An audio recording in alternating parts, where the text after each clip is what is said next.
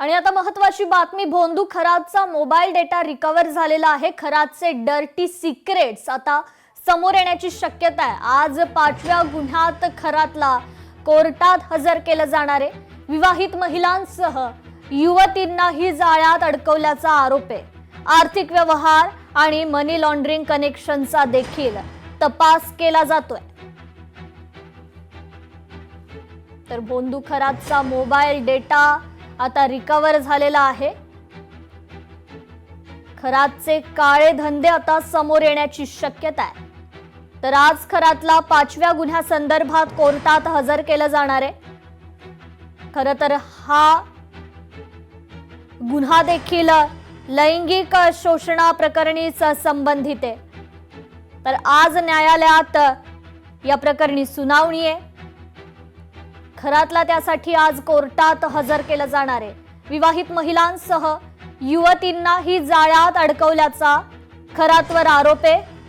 तर या खरातचे आर्थिक व्यवहार आणि मनी लॉन्ड्रिंग कनेक्शनचा देखील तपास केला जातोय। अधिक अपडेट घेऊयात आपले प्रतिनिधी महेश महाले यांच्याकडून। महेश, खरं तर भोंदू खरातचा जो मोबाईल डेटा होता तो आता रिकव्हर झालाय, त्यामुळे खरातचे आणखी काळे धंदे समोर येण्याची शक्यता आहे। महेश, अगदी खरं, आपण जर बघितलं असेल तर भोंदूबाबा अशोक खरात याचा मोबाईलचा डेटा आता रिकव्हर करण्यासाठी फॉरेन्सिक टीमला जे आहे ते मोठं यश आलेलं आहे। आणि या खरं तर मोबाईल डेटामधून अनेक चॅट्स, फोटो, व्हिडिओ आणि नंबर हे पुन्हा रिकव्हर झाल्याची जी माहिती आहे ती समोर आलेली। त्यामुळे त्याच्या मिळालेल्या मोबाईल डेटामधून आर्थिक व्यवहार आणि मनी लॉन्ड्रिंगचा जो कनेक्शनचा जो तपास आहे तो देखील करण्यासाठी तपास यंत्रणांना आता महत्वाचा जे डेटा आहे तो त्यांच्या समोर आलेला आहे। खरं तर कालच 4थ्या गुन्ह्यामध्ये अशोक खरात याला न्यायालयीन कोठडी सुनावलेली होती। त्याला 5व्या गुन्ह्यामध्ये पुन्हा एकदा न्यायालयात हजर केलं जाणार आहे। 5वा गुन्हा देखील लैंगिक अत्याचाराशी संबंधित आहे, त्यामुळे